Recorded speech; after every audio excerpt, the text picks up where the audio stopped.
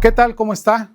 Me da mucho gusto darle la bienvenida a esta nueva mirada de AD Noticias, la explicación de la realidad social desde el punto de vista de los expertos que a través de este ejercicio académico, de esta visión de quienes son los responsables de ponernos en contacto con la explicación a los temas más profundos que enfrenta el Estado de México, hoy para hablarnos de las deficiencias del sistema de justicia en el Estado de México. Me da mucho gusto darle la bienvenida en este nuevo ejercicio que AD Noticias lleva para usted con la intención de ser partícipe en cada una de estas emisiones que a lo largo y de manera quincenal estaremos llevando para usted. Lo invitamos para que nos siga a través de nuestras redes sociales adnoticias.mx y por supuesto en todas las plataformas que usted ya conoce, AD Noticias, en este nuevo espacio. En contraste, y damos inicio.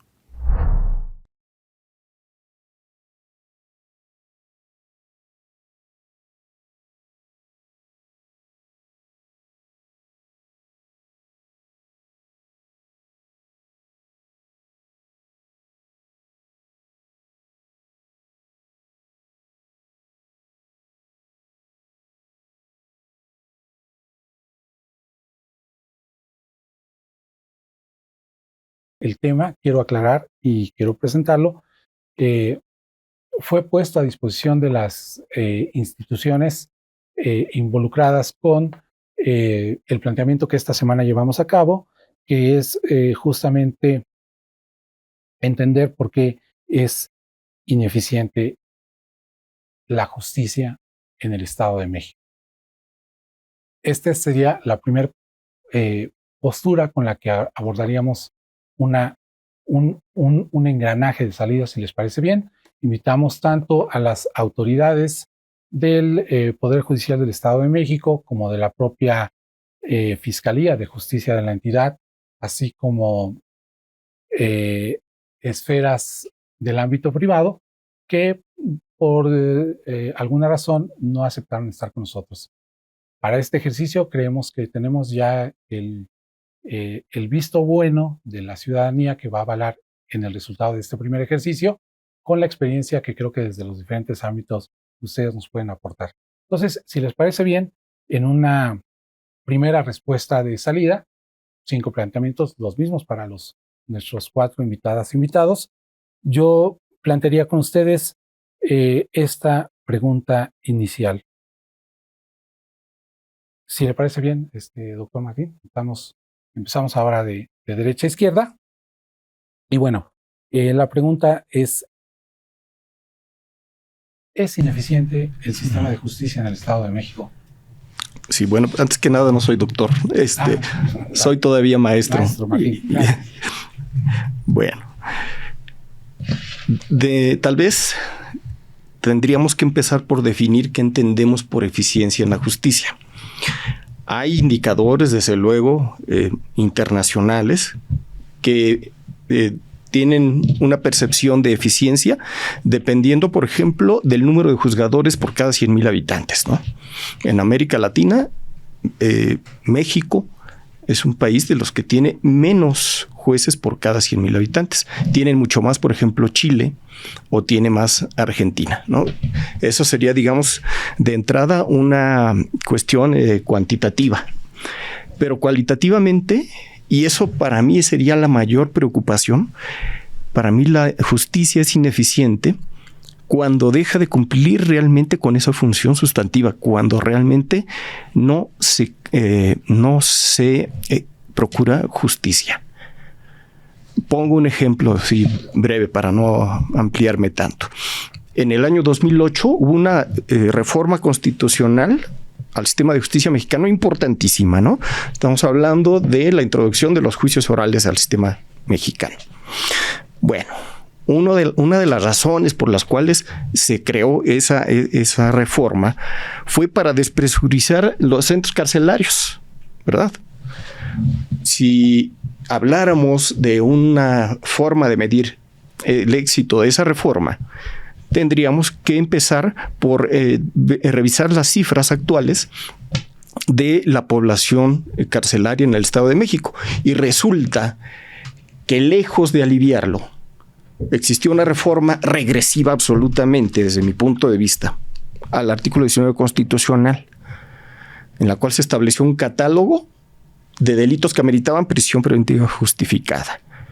Y los operadores del sistema jurídico lo aplicaron a rajatabla. Debo decir, tal vez lo aplicamos, porque en ese entonces yo era juzgador todavía. Y la población carcelaria en el Estado de México y en general en el país ha aumentado. Esto ya ha tenido pues una manera de irse corrigiendo a través de las sentencias que le son obligatorias al Estado mexicano, pero dejo hasta ahí mi respuesta para no extenderme tanto y ser respetuoso con el tiempo de todos mis compañeros que están aquí en esta mesa el día de hoy. Y yo empezaría entonces por esa pregunta, ¿no? ¿Qué entenderíamos por realmente eficiencia en la justicia? Tal vez, y me atrevo a ponerlo en la mesa, es la demora en la que se imparte la justicia y que tanto se afecta el derecho de las personas, sus derechos humanos. Esta palabra tan llevada y tan traída que forma parte tanto de los discursos oficiales, de las ceremonias y todo, pero que si nos preguntamos en realidad, ¿realmente se respetan los derechos humanos de las personas en los procesos judiciales? Y creo que la respuesta sería muy triste. Muchas gracias, Martín. Lady Plácido, ustedes han tomado con fuerza la voz en las calles en estas últimas semanas. Yo te preguntaría, ¿es ineficiente la justicia en el Estado de México? Absolutamente ineficiente. Sí. Es lamentable que las instituciones que deberían salvaguardar nuestros derechos humanos, nuestros como mujeres y de las personas que están privadas de su libertad, no lo hagan. El maestro colocaba que no hay eficiencia o que es eficiencia. Pero si hablamos de justicia, ¿qué es justicia? Justicia es proteger al inocente y que el culpable no quede impune. Esa es la justicia. Y en el Estado de México no existe para nada eso. No existe el respeto a los derechos humanos. Las personas privadas de su libertad son tratadas como delincuentes desde el primer momento en que son detenidos, sin presentarles una orden de aprehensión, con total dilación al debido proceso, a llevar bien cuando inicia el juicio, por ejemplo. Las personas, si un supuesto testigo no aparece, pues nos esperamos. El juez dice, no viene, vamos, la próxima semana damos otra audiencia y así nos vamos, ¿no? Llegan a pasar, como en el caso de mi hermano, hasta medio año para que un testigo se presentara. Y aplican la prisión preventiva oficiosa o la prisión preventiva justificada, rompiendo así totalmente lo que el Estado mexicano firmó en los tratados internacionales, ¿no? Como de decir que no debe de existir eso, porque eso violenta la presunción de inocencia. Entonces, absolutamente la justicia en México no existe. Es ineficiente, es tardada y simplemente no existe. Muchas gracias, Ney. Gracias. La Universidad Autónoma del Estado de México, por supuesto, con una amplia experiencia en temas de investigación, tiene un punto de vista que será muy interesante.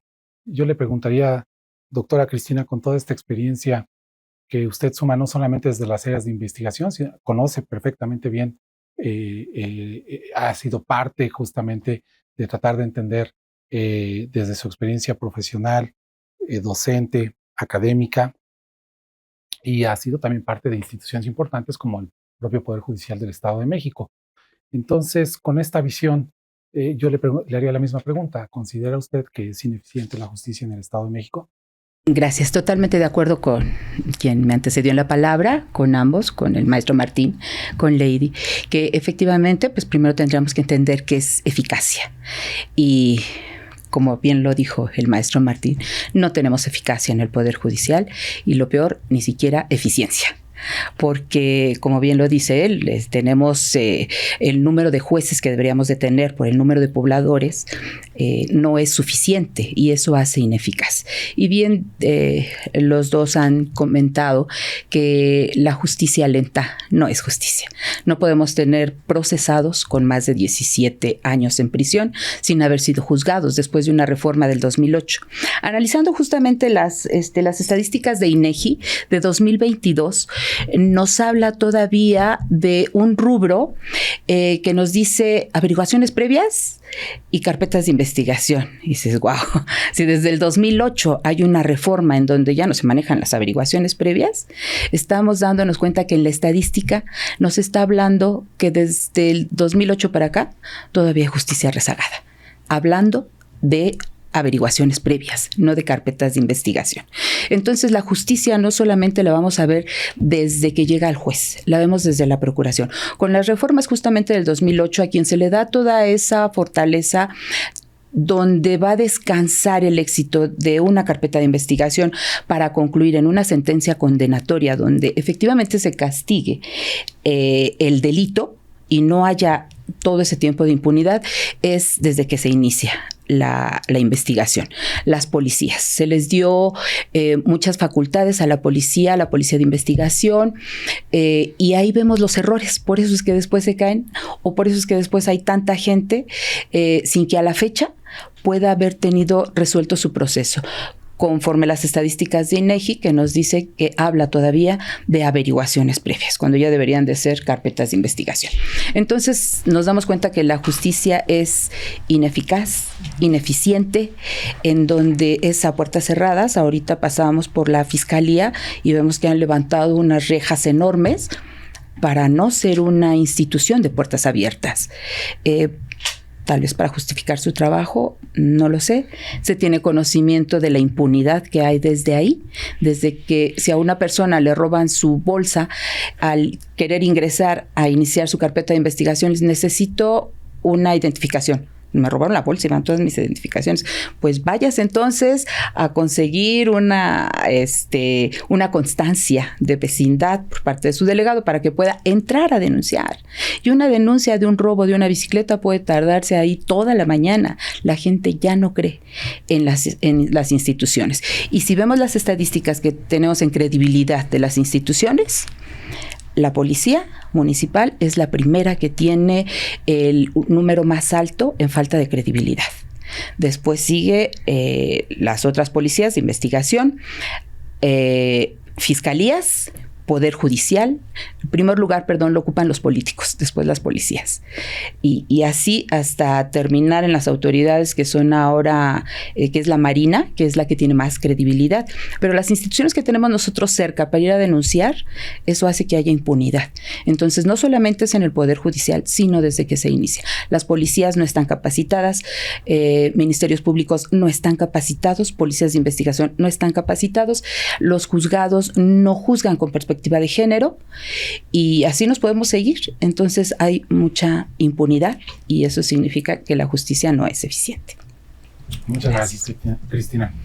Bueno, si hay un organismo que enfrenta todos los días de cara con la sociedad la situación que se vive desde diferentes ámbitos, ya sea de procuración o de administración de justicia, es justamente la Comisión de Derechos Humanos del Estado de México.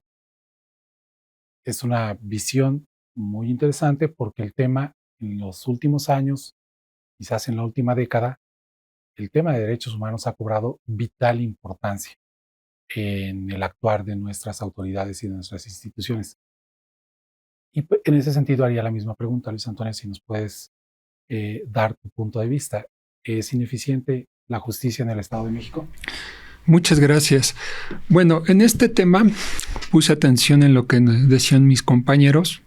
El tema de la eficacia también nos lleva a otro planteamiento. Probablemente si tasamos en razón de eficacia, muchas instituciones, todas las instituciones del país se quedan cortas. Pero si hablamos de la comprensión del problema y la capacidad de resolverlos, creo que es todavía peor. hablaban precisamente, los escuché atentamente, de temas que han sido muy importantes. Contextualizo, abuelo de cuervo, como dicen. Tenemos 30 años aproximadamente institucionalizado los derechos humanos. Es realmente una institucionalización muy joven de los derechos humanos en este país. Realmente tiene muy poco, y si nos vamos a la experiencia internacional, pues también no es mucho. Estamos hablando de la Declaración Universal de los Derechos Humanos en 1948. Estamos hablando que son instituciones muy jóvenes, concepciones muy jóvenes, que se insertan a una sociedad que ya tenía una forma de ser o de trabajar. Si lo vemos desde esa perspectiva, ahora vamos a cómo ha evolucionado el tema de los derechos humanos en lo que son las sociedades. Vamos al caso práctico de México. En México ya teníamos instituciones no jurisdiccionales de protección de derechos humanos desde hace 30 años aproximadamente. Se dan dos reformas muy importantes y que tienen que ver mucho con este tema de la Procuración y Administración de Justicia. La de 2008, que tiene que ver con la reforma penal tan importante, y la de 2011, que es en la materia de derechos humanos. Son esas dos vertientes muy importantes. Pero si nos ponemos a ver esta situación, parece que empezamos al revés, y no solamente en México, en todos lados. O sea, empezamos al revés porque esta base tan humana que son los derechos humanos se empezaron a incorporar a todos los sistemas recientemente, cuando deberían de ser su fundamento. ¿Qué pasa con esta situación? Cuando vemos esta situación de que los derechos humanos apenas están siendo comprendidos por las instituciones y en general por la sociedad. Tenemos que, no se han apropiado las propias personas del tema de los derechos humanos. Pareciera que es algo que les es ajeno. Las instituciones siempre han visto con cierto desdén el tema de los derechos humanos. Y si nos damos cuenta, la reforma de 2011, por ejemplo, establece esa capacidad, gran capacidad, que tienen todas las autoridades de proteger a la sociedad con base en los derechos humanos. Y todo lo que establece como conductas de obligación, hay una serie de obligaciones que maneja la Constitución a favor de la sociedad mexicana, que también hoy en día lo que estamos viendo es que va transitando lentamente en las instituciones a entender y comprender. Ya decían precisamente mis compañeros algunos temas muy importantes. El tema de la impunidad, el tema de la corrupción, el tema de las perspectivas que son muy variadas en derechos humanos, el tema de esta situación de la convencionalidad y traer todos los tratados internacionales de los que México entusiastamente, porque México es de los primeros que firman los tratados internacionales en materia de derechos humanos, pues ha asumido como obligacionales para este país. Aquí el tema es que tenemos un gran bagaje de información, de normas, y a lo mejor vamos a ver un desfase con lo que está en algún momento funcionó, o que sigue quedándose lentamente de los sistemas que antaño vienen funcionando, y uno de ellos es claramente el sistema penal, el sistema de impartición y administración de justicia. ¿Por qué? Porque el Ministerio Público, por así decirlo, voy a hablar de forma de las instituciones, el Ministerio Público, los juzgadores y la última etapa, que es la reinserción, ahora con esta metodología novedosa de reinserción que también ha pasado por readaptación, etcétera. Estas tres fases de la precisamente impartición y administración de justicia, si hoy las vemos, pareciera que cada una está separada de la otra. No hay una cohesión real entre la impartición, la administración y lo que es el sistema de reinserción social. Si hablamos de cada una de estas fases, pareciera que cada una está divorciada, que no se entienden, que pareciera que no tienen relación una con otra, y creo que ahí deriva en mucho lo que vamos a ver como una ineficiencia de un sistema. Aunque, como les digo, lo más preocupante realmente es la comprensión y la resolución de esos problemas. Realmente, si con este nueva forma de ver la sociedad, la vida, que estamos hablando de una sociedad que ya está inmersa en derechos humanos, sobre esta base, ver si realmente estamos teniendo una solución. Yo partiría incluso de ahí, porque si hablamos de ineficiencia, creo que todos estamos ciertos en que han sido ineficientes los sistemas. Muchas gracias. Pasaría a la segunda pregunta. Quiero comentar a nuestro auditorio que recordarles, se hizo también una invitación expresa por parte de AD Noticias a las instituciones que tienen que estar en contacto con este tema todos los días, al Poder Judicial del Estado de México y a la Fiscalía de Justicia Estatal. No hubo una respuesta en positivo, pero se hizo la respuesta, la invitación formal, y no hubo una respuesta. También quiero comentar a nuestros panelistas, a nuestras panelistas, que AD Noticias va precisamente como parte de la producción, vamos a dar a conocer a nuestro auditorio la ficha curricular que acredita su experiencia en campo, ya sea desde la academia, la profesión, el organismo autónomo, o bien tocando las puertas, como lo hemos comentado con Lady Plácido, para atender temas que nos permitan ya encontrar un perfil de la calidad de nuestras y de nuestros invitados, y que nuestro público también se identifique con cada una de estas apreciaciones. En la pregunta 2, yo quisiera centrarme en sus ámbitos de trabajo, su experiencia como ciudadanos, académicos, representantes de organismos, como juez de control. Martín, empezaría nuevamente contigo, y en las siguientes 2 preguntas, si les parece bien, haríamos a la inversa, y entonces empezaríamos de mi izquierda a derecha. Desde tu ámbito de trabajo, ¿qué es la justicia? Esa pregunta, estimado Juan, nadie la ha podido contestar en la historia de la humanidad.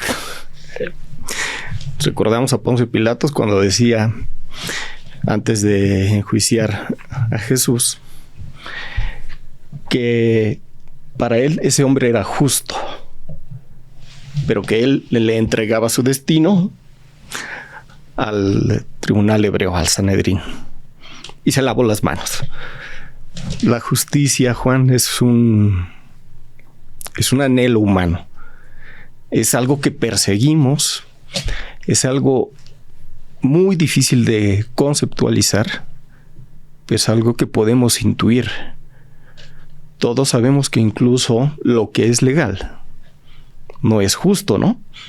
O tal vez hay posturas que identificaban a la justicia con la ley, ¿verdad? Había pensadores en la antigua Grecia que decían, lo justo es lo que está en la ley.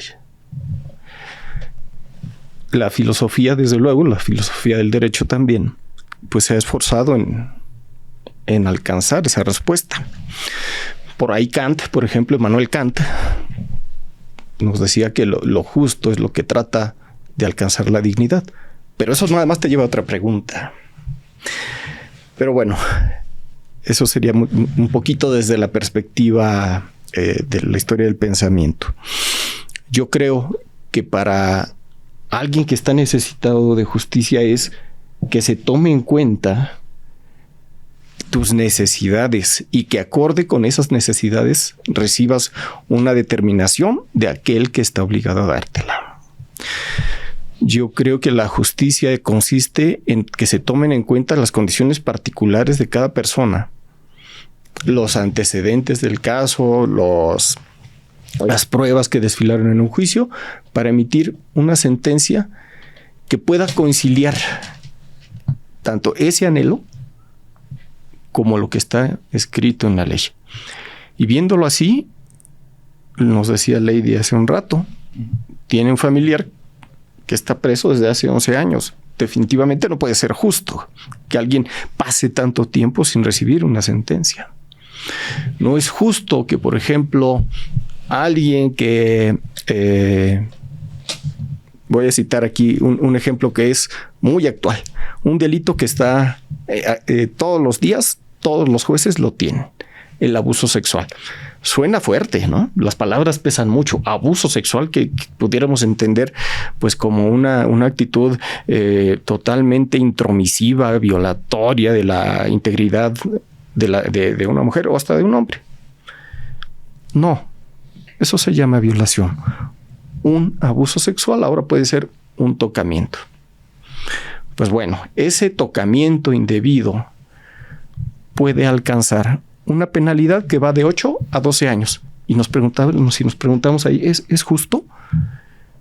Una cosa es que sea indebido y que sea ilegal y que definitivamente no sea una conducta correcta. Pero aquí vemos ese conflicto que hay entre el hecho y la pena que se establece. Incluso ese delito en el Distrito Federal tiene una pena menor, ¿no? Es decir, nos imaginamos si alguien tiene por aquí un familiar o un joven que se pelea con la novia o los cónyuges y si esos jóvenes son de 17 años, pues ese muchacho, primero, con el artículo 19 constitucional al que yo me refería hace un momento, su párrafo segundo, pues tendría una prisión preventiva oficiosa. Ahora con el caso García Rodríguez y Reyes Alpizar contra México, que es una sentencia obligatoria para el Estado mexicano, mencionaba el maestro hace un momento la reforma constitucional de 2011, que creo que no hemos terminado de entender, que los operadores jurídicos no han terminado de internalizar y que vale más la estadística para que veamos cómo se ejerce una política de mano dura. Eso se prioriza ante un criterio que respete esos derechos humanos y que ponga en un ejercicio de ponderación si esa conducta no amerita, por ejemplo, una medida cautelar de brazalete electrónico, por ejemplo, ¿no? Son problemas muy graves a los que nos enfrentamos. Me parece que sí hay el eterno conflicto entre ley y justicia, no lo hemos resuelto, que es un anhelo, que es una intención, pero que nos hemos quedado cortos al tratar de solucionarlo. Y así como ese, puede haber muchos ejemplos. Muchas gracias, Martín. Lady, desde tu experiencia de vida, o lo que han enfrentado en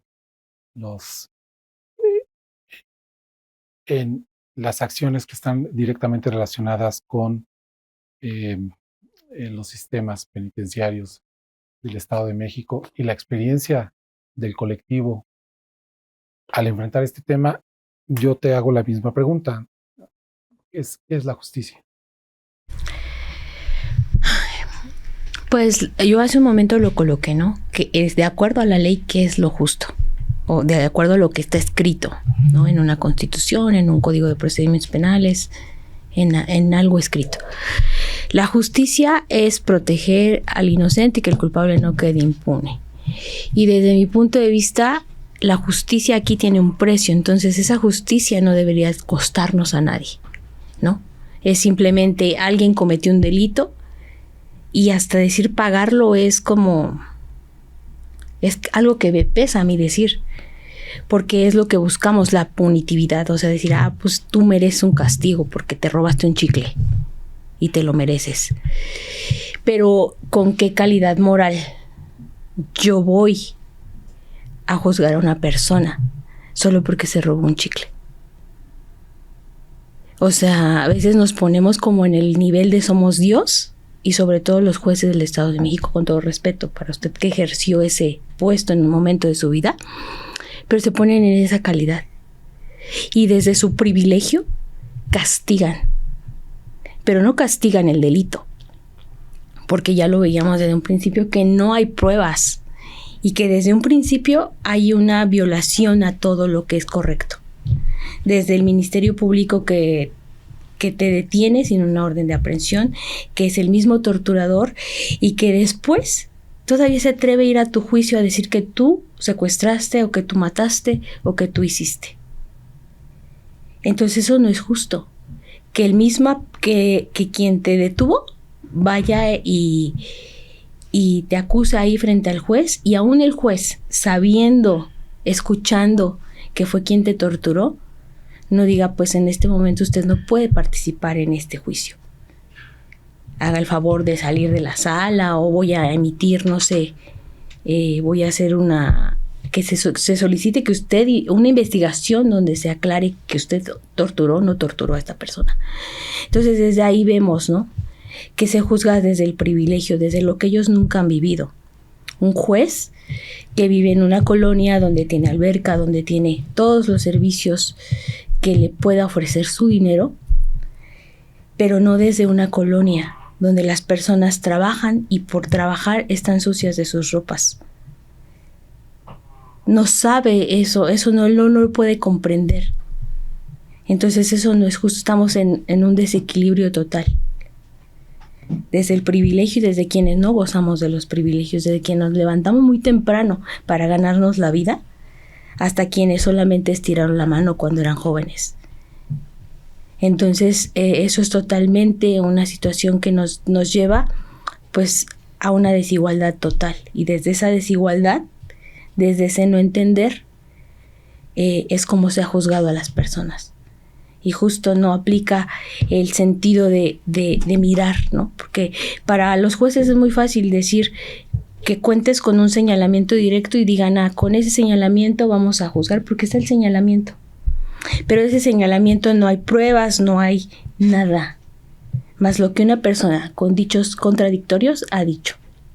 Entonces eso también es una desigualdad total, ¿no? Y lo peor de todo, que quienes están en el puesto de juzgar, y decimos eso, pero pues no existe la perspectiva de género, el respeto a los derechos humanos, es solamente en el papel, porque en la realidad no lo vemos.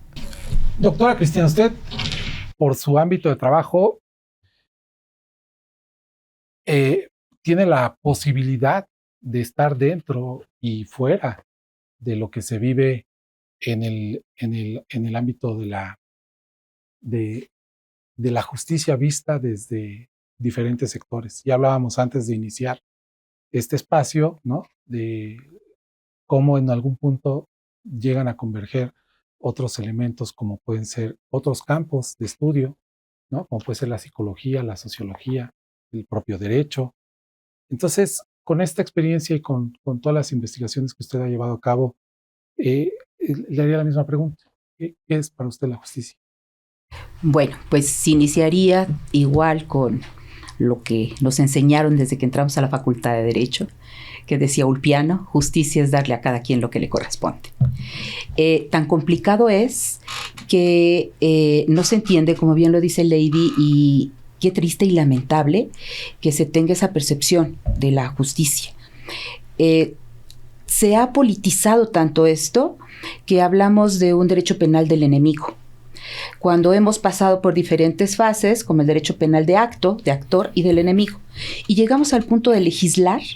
O sea, los legisladores, sin comprender todo lo que está alrededor de un ser humano para poder llevarlo a la legislación, al legislativo, y que a través de esta ley la aplique un juzgador. Nos vamos al derecho penal del enemigo. Entonces, lo que más llama la atención es la gente que tenemos en prisión, para que así el Ejecutivo pueda justificar su trabajo sin utilizar antes la prevención del delito. Mi perspectiva es desde la seguridad ciudadana. Hemos hablado de las sanciones, hemos hablado de la defensa de los derechos, pero hay que hablar también desde la perspectiva de la prevención del delito. O sea, tenemos un rezago en procuración y en administración de justicia de más de 100 años. O sea, si nos vamos a una prospectiva para poder bajar los índices de impunidad, pues ya vamos a casi 70, 80 años, si empezamos hoy. ¿Sí? Necesitaríamos utilizar primero la prevención para no castigar tanto y estar en este derecho penal del enemigo. ¿Qué es lo que hace el derecho penal de acto? Sancionaba el acto. O sea, si a una persona la mataban de 20 puñaladas, no, pues qué grave es este delito, le vamos a poner la penalidad más alta. Derecho penal de actor se fija más desde la escuela positivista de la criminología y del derecho en la sociedad, en el ser humano. Es más humanista. O sea, ¿qué fue lo que lo llevó a cometer este delito? Si es que es culpable. Y después viene el derecho penal del enemigo. Como ya hay muchos secuestros, como tengo enemigos políticos, vamos a aumentar las penas. Y entonces estamos cada vez más a través del legislativo en más injusticias. Deberíamos de pugnar por un derecho penal mínimo, solamente castigar los delitos que verdaderamente generan un conflicto a la sociedad y no tener en una prisión sin una verdadera clasificación que nos establece el artículo 18 constitucional de procesados y sentenciados, cuando la capacidad, porque tenemos más del 100% de sobrepoblación carcelaria, donde no caben ya la gente que está ahí dentro, y como bien decía, que se cambia de reinserción a readaptación, a rehabilitación. No importa el nombre, ¿no? No importa si ahora le llamamos PPL porque le violábamos sus derechos. Yo, cuando he tenido oportunidad de entrevista, le dije es que con presos, con internos, yo sigo diciendo internos, porque el que está en un hospital también está internado y eso no le afecta a sus derechos humanos, ¿no? Entonces son internos porque están privados de la libertad. Pero aún así hay tantas injusticias porque, como bien decía, está el robo de un chicle. Ahorita lo vemos en Acapulco, ¿no? Ese robo famélico, que porque entran las personas a robarse a tomar una medicina donde nadie se las puede cobrar, y si los cachan los van a meter a la cárcel, ¿no? Cuando no hay una buena defensa, o sea, la falta de capacitación no solamente es de ministerios públicos, es de jueces, la falta de capacitación también está de los abogados. Y a lo mejor no es la falta de capacitación, es la corrupción. ¿Sí? Estamos en una universidad donde tenemos que pugnar también por los valores. Cuando hablaba de filosofía, el maestro Martín, efectivamente es eso, es el ser y el deber ser. Y hablar del derecho penal del enemigo es irnos a los extremos y meter a toda la gente a la cárcel para que en las estadísticas salgamos bien librados como ejecutivo. Estamos trabajando, tenemos tantos presos, ¿sí? ¿Y cuántos de ellos son responsables? ¿Sí? Y vamos delegando y no se trabaja para nada en la prevención ni en la aplicación de un derecho penal mínimo. Si una conducta nos causa escozor al Ejecutivo, hay que tipificarlo como delito. Y lo vimos cuando en el periodo del doctor Erubiel se castigó como delito a quien no trajera tarjeta de circulación. ¿Qué perfil criminógeno puede tener una persona que perdió la tarjeta de circulación de su vehículo? Ah, no, pues ya tenía pena privativa de la libertad, ¿no? Entonces nos vamos a un derecho penal máximo cuando sabemos que la pena de prisión no es ejemplificativa. Yo no conozco ningún secuestrador que haya dicho, híjole, ya nos aumentaron la pena de prisión, ya a partir de mañana ya voy a buscar un trabajo honesto. O sea, no es ejemplificativa la pena de prisión. ¿Por qué abusar tanto? Nos tendríamos que ir desde la perspectiva primero de la seguridad ciudadana a prevenir el delito y después trabajar para un derecho penal mínimo, para que entonces sí tengamos una visión muy leve, porque todavía tenemos más aspectos, como las perspectivas que bien decía la Comisión de Derechos Humanos, para hablar y tener un halo de alcanzar ese ideal de justicia. Pero hablando desde que el derecho penal no es el látigo y no es la figura que va a espantar a todos porque no es ejemplificativa la pena de prisión, para poder conocer un poco de justicia. Hay que trabajarlo desde antes, hay que deconstruir los conceptos de justicia, prevención del delito, de castigo. Muchas gracias, doctora. Luis Antonio, pues, visto desde la esfera del organismo que tiene justamente la responsabilidad de ser esa voz y esa escucha en la atención a las demandas ciudadanas, que sobre los aparatos de justicia las hay muchas, eso ya lo sabemos, pero tomando en cuenta estas consideraciones, yo te haría la misma pregunta, ¿no? ¿Qué es la justicia? Gracias. Bueno, ya yo escuché atentamente, ya ampliamente dieron una explicación desde su personal punto de vista de lo que es la justicia. Pues yo coincido y también sé que la justicia es una aspiración, es un bien muy preciado. Esa aspiración es muy alta. ¿Por qué es tan alta?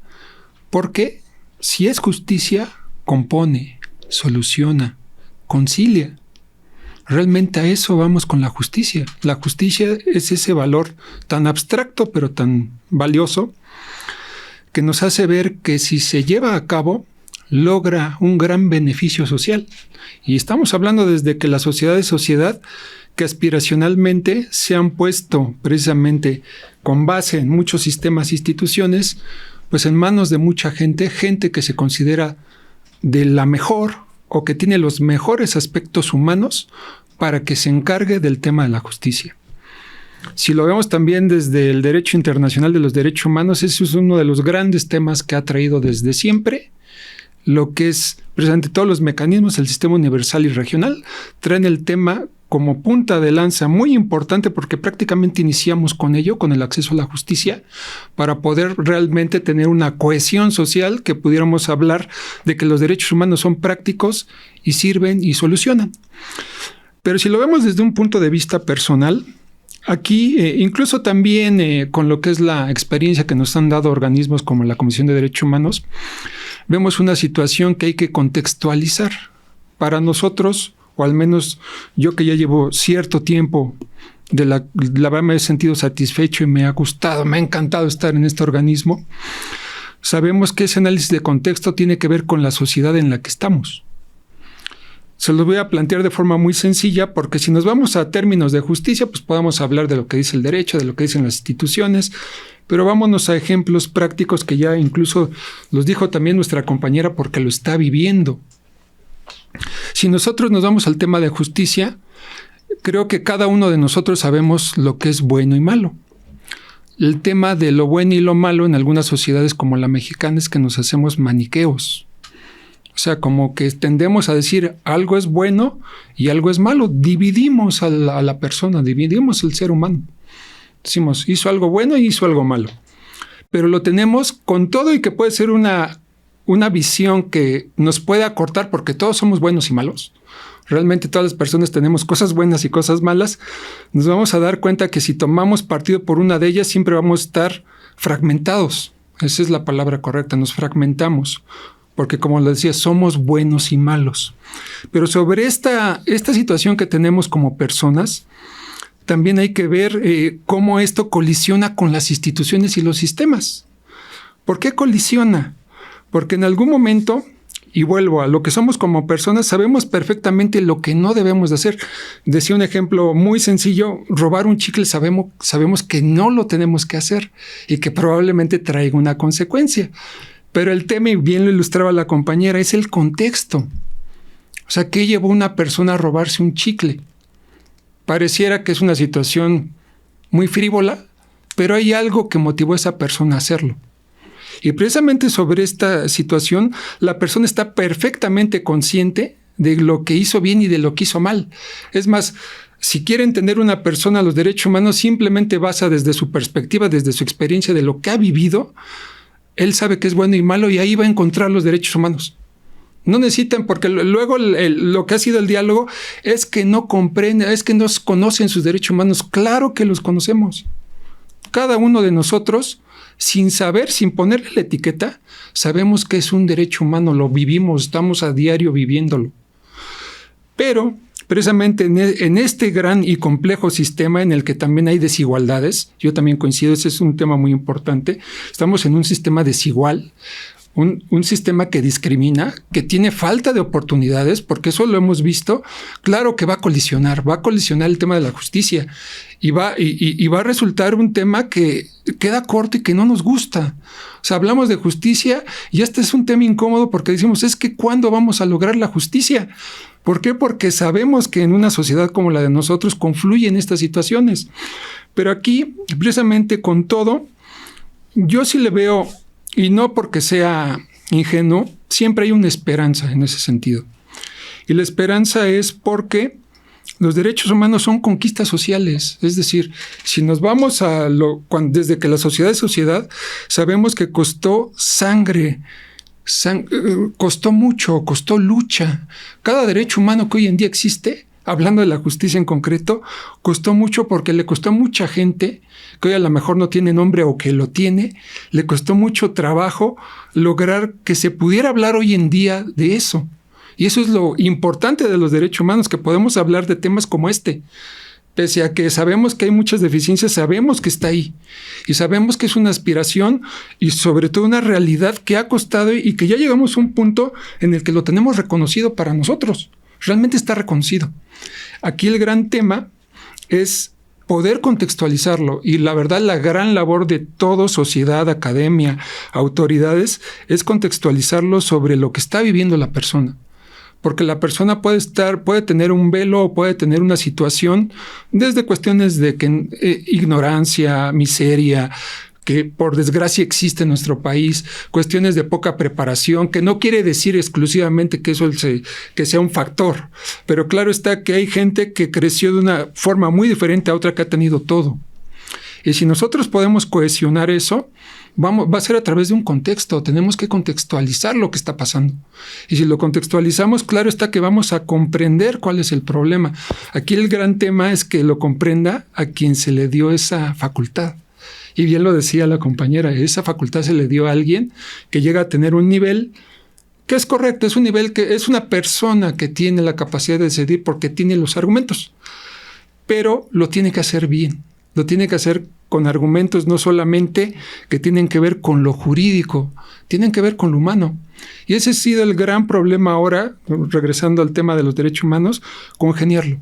Lo que es lo jurídico, por así decirlo, con lo que es la persona. Y yo creo que de ahí vamos a hablar de un término de justicia que esperemos que también con el impulso de la organización, incluso de la sociedad civil, en conjunto con todos, realmente podamos tener algo concreto y certero. Siempre hay que apostar a ese cambio. Bien, muchas gracias, Antonio. Evidentemente hay, en un primer ejercicio, si tuvieras que sacar una conclusión rápida, hay muchas coincidencias. Claro, siempre va a haber puntos diferentes, de acuerdo, obviamente tiene que ver con nuestro campo de formación, con la experiencia que hemos tenido de manera personal en los diferentes ámbitos de justicia. El siguiente planteamiento estaba enfocado justamente a algo que creo que sería ya reiterativo dadas las respuestas que nos han compartido, sobre el distanciamiento que evidentemente creo y coincidirán los panelistas conmigo, hay entre las instituciones encargadas de procurar justicia y la sociedad. Pero tal vez tendríamos que entender el por qué, y creo que eso es parte de lo que ustedes ya nos han precisado en esta mesa. Por lo tanto, abordaría la última pregunta de nuestra mesa para ir cerrando, y más bien creo que entonces tendríamos que entender el cómo podemos hacer más eficiente la justicia en el Estado de México. Y lo pregunto concretamente, si empezamos contigo, Luis Antonio, ¿cómo hacer más eficiente los sistemas de justicia o de los órganos encargados de procuración y administración de justicia? Y lo pregunto concretamente, la Fiscalía General de Justicia del Estado de México y el Poder Judicial del Estado de México. ¿Cómo hacerlos más eficientes? Así es. En este tema, yo incluso me había dado la tarea de reflexionar un poquito qué es lo que percibimos como personas y cuáles son las realidades. Incluso aquí hice una listita en la que nos damos cuenta que tenemos percepciones, sean infundadas o no. Como percepción de lo que es la Procuración y Administración de Justicia, tenemos que hay una falta de confianza en la capacidad de los operadores jurídicos. Desde la Policía de Investigación, el Ministerio Público, el juez y el último circuito, que es el tratamiento de la persona privada de la libertad. Hay corrupción. La mayoría de las personas tienen esa visión de que hay corrupción, que cualquiera de estas instancias es fácilmente corruptible, que se puede prestar a cualquier cosa. También tenemos que no se confía, hay una falta de confianza, pero se considera eso porque no hay una imparcialidad en lo que es una decisión de este calado, de esta naturaleza. También hay una mala integración en las investigaciones. Los sistemas realmente no logran amalgamar lo que es el propósito de la justicia. Decíamos un poquito, no vemos la conexión entre la impartición, la procuración y el destino final, que es la reinserción social.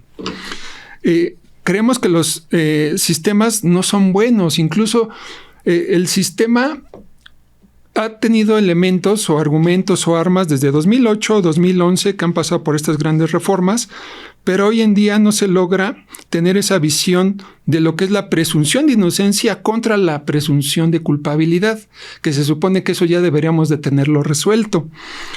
Impunidad, eso es lo que creo que hemos hablado en la mesa.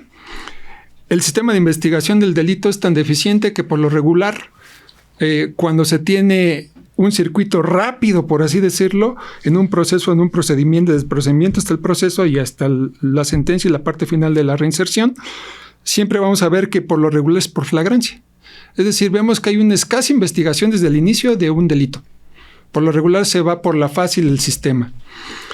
Y tenemos detenciones arbitrarias, lo que decían un poquito, detienen y vemos una serie de anomalías desde la detención arbitraria que pueden ser desde la falta de legalidad de la misma y cuestiones de tortura, de tratos crueles, inhumanos y degradantes. ¿Cuáles son las realidades? Ya lo dijimos, hay una falta de enfoque en los derechos humanos. O sea, se supone que ya la deberíamos de estar manejando y no se ha manejado desgraciadamente en estos sistemas. ¿Hay un exceso de trabajo? Sí, ya lo habíamos dicho. Hay muy poco personal para lo inmenso que es el Estado de México y lo que requiere el Estado de México, los salarios. Hay que ver si los salarios, desde el inicio hasta el final, hacen competitiva profesionalmente los sistemas, en este caso. Burocratización de esos sistemas. Lo que vemos muchas veces es que no se recurre a medios alternativos o a medios que ya están en la norma. Concientización sobre el fin de estos sistemas. Si no hay una concientización, nunca vamos a ver un juez que realmente, por voluntad propia, quiera aplicar un instrumento, un sentido, una perspectiva de derechos humanos. Eso se tiene que interiorizar. No hay un enfoque a grupos en situaciones de vulnerabilidad, que aquí tenemos una infinidad. Tenemos grupos en situación de vulnerabilidad que están muy, muy definidos en estos sistemas. Hay una ausencia de perspectivas en derechos humanos, absolutamente. Y hay muchas barreras. Desde la defensa adecuada, desde los costos, todo este camino tortuoso, y no me lo va a dejar mentir la compañera, es un camino tortuoso en el que las personas sufren todo tipo de consecuencias, pero también está desde lo familiar, lo emocional y lo económico. Entonces, ante todo esto, ¿cómo mejorarlo? Pareciera que es insalvable, pero sí podemos mejorarlo. Por fortuna aquí tenemos pues una amplia gama, y yo creo que la amplia gama es la que debe de trabajar. Estamos hablando que estas son percepciones y realidades que estamos viendo a nivel general, pero lo que necesitamos también es tener un diagnóstico certero, un diagnóstico y realmente ese diagnóstico nos lleve a soluciones. Es decir, yo creo que desde la academia se ha trabajado mucho para que todos estos tipos de trabajo también lleguen y permeen a las instituciones, porque por sí solas las instituciones van a llevar la inercia que han llevado toda la vida, llevan una inercia a las instituciones. Y si no hacemos algo desde afuera, desde las organizaciones de la sociedad civil, desde la academia, lo que estamos haciendo, organismos que estamos muy compenetrados con ciertos temas como los derechos humanos, si no apoyamos y podemos lograr que esto sea visible y que se hagan políticas públicas sobre esto, es muy difícil, yo lo sé, pero lo necesitamos porque sabemos que hay percepciones y realidades que están ahí y que siguen afectando estos sistemas. Lo ideal es que precisamente todo esto pueda ser superado, pero a través del trabajo conjunto. Sé que es difícil, pero creo que muchos de los sectores ya llevamos un buen trabajo. Cada vez crecen más, creo que cada uno, el académico, las organizaciones de la sociedad civil, incluso los que nos dedicamos al ejercicio profesional de la abogacía y nosotros desde lo no jurisdiccional, creo que sí podemos tener buenas herramientas. Las herramientas sería trabajar sobre estos temas y sobre todo también ser muy conscientes que no podemos postergarlo. Porque pareciera que pues ya logramos algo, pero ya que se logra, como que lo dejamos ahí. Y bien dicen, cuando un derecho humano se conquista, hay que todo el día, todos los años, todo el tiempo, cada segundo hay que estar luchando. Porque es una conquista que se puede perder en un segundo. Ese es el tema de los derechos humanos. Ya se hizo un gran trabajo de muchos años para que se pierda en un solo instante todo lo que se ha trabajado. Muchas gracias. Doctora Cristina, ¿es posible? ¿Cómo podemos hacer más eficientes? Imposible. Como lo decía hace rato en mi anterior intervención, necesitamos una reingeniería. Es verdad, o sea, desde el 2008, una de las causas, como bien lo dijo el maestro Martín, una de las causas fue abatir la sobrepoblación carcelaria para las reformas del 2008. Y parece que fue al contrario, ¿no? Este principio de inocencia ya lo teníamos desde antes. Sin embargo, parece que ahora es al revés. Tenemos una sobrepoblación carcelaria que ha sido la consecuencia de esto, porque también cambiaron, o sea, modificaron el 21, pero también han modificado el 19 en cuanto a la prisión preventiva oficiosa. Entonces, eso hace que tengamos más gente dentro de prisión. Entonces, desde la perspectiva de la seguridad ciudadana, he de decir, y válgase el comercial, que recientemente en el ranking de las universidades públicas estatales, la licenciatura en Seguridad Ciudadana obtuvo el primer lugar y lo publicó recientemente en nuestra Universidad Autónoma del Estado de México. Pero no han sido aprovechados los egresados de esta licenciatura, donde tiene que ver desde la prevención del delito. Entonces sí hay posibilidades con una reingeniería, pero con una prospectiva a futuro de hablar de prevención del delito para iniciar. Y esto no se termina de un día para otro. Hay que actuar como lo establece la seguridad ciudadana a través de la sociedad civil, porque la seguridad ciudadana se sustenta en intersectorialidad y participación ciudadana, en prevención del delito, en procuración de justicia, que ahí sí es donde tiene que ver la policía, la investigación y todos estos aspectos de la procuración, y la reinserción social. Hablando de cada uno de estos temas, desde la perspectiva de la seguridad ciudadana, por supuesto que se puede cambiar un poco, reestructurar, una reingeniería, trabajar en este ámbito para poder conducir bien. Pero lamentablemente no se entiende la seguridad ciudadana como tal. Piensan que hablar de seguridad ciudadana es cambiar el rótulo de la patrulla, de seguridad pública a seguridad ciudadana. No, la seguridad pública forma parte de la seguridad ciudadana en este ámbito, en este rubro, en este pilar de lo que es la administración de justicia.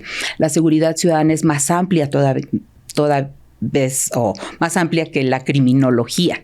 O sea, no solamente la criminología va a estudiar la prevención del delito y las causas de la violencia y delincuencia. La seguridad ciudadana va a procurar recuperar espacios públicos. Qué miedo da salir en la noche. Es involucrar de manera transversal a todas las áreas de la administración pública, desde el municipio hasta la federación, desde las delegaciones municipales, no solamente el municipio. O sea, la autoridad de la delegación municipal tiene que estar en un contacto directo con la ciudadanía. Por eso se habla también de esta policía de proximidad, cosa que desde la perspectiva de la Guardia Nacional, pues no existe. Entonces tenemos que tener esa proximidad con la autoridad, la sociedad civil, estar muy involucrada con la sociedad. ¿Qué responsabilidad tenemos como padres con los hijos? El operativo Mochila, donde también la Comisión de Derechos Humanos ya hizo el protocolo para esta revisión. Lo correcto es la participación de la ciudadanía. Las mochilas deben ser revisadas desde la casa y no solamente las mochilas. Porque yo he escuchado a niños de secundaria que dicen, pero si el vapeador lo llevan en la bolsa del saco, ¿para qué de la camisa? ¿Para qué le revisan la mochila? E invaden su intimidad, mucho menos van a poder, ahora sí que revisarles bien la ropa y demás. No, ahí es la participación de la ciudadanía, la familia, recuperar, bueno, los valores no se han perdido, lo que pasa es que a veces los ponemos de otra forma, ¿no? La ciudadanía considera más valiosa una cosa que otra, los valores ahí están. Entonces es recuperar a través de la participación ciudadana, conjuntamente con la autoridad, la responsabilidad que como ciudadanos tenemos. Ahí es donde penetra la seguridad ciudadana, la participación de la ciudadanía, la cercanía de la autoridad con la ciudadanía para poder lograr transformar lo que es en sí la violencia, la incidencia delictiva y los valores que tenemos cada quien. Todas las áreas, la administración pública, yo les comentaba a los alumnos de seguridad ciudadana, díganme una dependencia del gobierno del Estado que no tenga que ver con seguridad pública, con seguridad ciudadana, con la estabilidad del ser humano. Todas, ¿sí? Desde la migración del campo a la ciudad, cómo se contamina del campo a la ciudad, de la ciudad al campo, desde ahí, por dar un ejemplo, y desde la educación, si hablamos desde el municipio, todas las regidurías tendrían que estar atentas a que ya se fundió un foco, a que ya afuera de las delegaciones, cuando empiezan las delegaciones municipales, y pongo este ejemplo para concluir, vemos que la delegación municipal la pintan muy bonito y ponen sus juegos. Vamos al mes, ya están grafiteados, ya hay botellas de cerveza, ya hay cigarros. ¿Cómo recuperar esos espacios públicos para una convivencia sana de la familia? Y no estoy hablando de punibilidad o de la participación de la policía directamente, que la vemos a veces más represiva. Y así funciona la seguridad pública en la actualidad, represiva, cuando debe de ser proactiva. La seguridad ciudadana es la seguridad pública es estatocéntrica, es decir, que el Estado va a recuperar todo eso. Y la seguridad ciudadana es antropocéntrica. El ser humano es el que debe de estar ahí, rodeado y de la mano con la autoridad para poder recuperar, pero es una perspectiva a muchos años mientras no lo entienda la autoridad. Muchas gracias, doctora. Lady Plácido, pues me queda claro que el tema de la visto desde los ojos del colectivo, ¿no? Lo dije en un principio de este ejercicio, pareciera que los temas como amnistía o indulto no son bien vistos a la luz de quienes tienen la toma de decisiones en sus manos para operar los órganos de justicia, pero también los gubernamentales, porque ese tema va directamente a la esfera gubernamental. Entonces yo te preguntaría, ¿cómo hacemos más eficiente la justicia en el Estado de México? Pues yo creo que cambiándonos a nosotros mismos, nuestra forma de mirar a las personas, de cómo miramos a las personas, porque todos hemos juzgado a alguien por cómo se mira. Pero justo eso en mi vida, al menos en mi familia, es lo que tuvo que cambiar. El no ser tan como pues pasivos, ¿no? Porque cuando uno se calla una injusticia, está siendo cómplice de esa injusticia. Eso como sociedad, como sociedad, eso es lo que tenemos que cambiar, ¿no? Como no echarle la culpa al otro por lo que sucedió. Porque es muy fácil agarrar y decir, voy a culpar a fulanito, sustanito, perenganito, porque detuvieron a mi hermano. Y para mí sería válido sí culpar a alguien. Pero entonces, ¿yo qué hago con lo que le hicieron a mi hermano y cómo destrozaron a mi familia? ¿Qué hago yo? ¿O me cambio yo mi forma de pensar y me activo en conocer lo que sucedió con mi hermano y con miles de personas más? ¿O dejo que todo pase? Y en la sociedad justo hemos hecho eso. O sea, mientras no me toca a mí, ¿qué me importan los demás, no? Mientras no lo viva yo, no me importa. Yo hace muchos años supe de una persona en mi pueblo que lo acusaron falsamente. Y ahorita ese muchacho sigue preso con 20 y tantos años de prisión ya, pagando un delito que no cometió. Pero mientras yo no lo viví, pues ¿qué me importaba? Entonces cambiar nuestra propia conciencia. Primero eso. Porque si no despiertas tu conciencia, estás como muerto. Y un muerto no puede hacer nada. Pero cuando permites que esa conciencia se active y se reactive, todo va a cambiar. Porque vamos a empezar con poco, a cambiar con poco. Porque antes nadie hablaba de las personas privadas de su libertad. Y justo decimos, todo lo ponemos en siglas, ¿no? PPLs, el Centro de Reinserción, cambiar nombres. Poner un nombre a un sistema que se supone que ya cuando iba a cambiar todo. Pero cambiarnos el nombre no cambia quiénes somos. Se sigue manteniendo ese fondo. Entonces yo creo que desde sociedad cambiarnos a nosotros mismos, despertar nuestra conciencia, no ser indiferentes como sociedad. Y ya en instituciones, pues bajar su discurso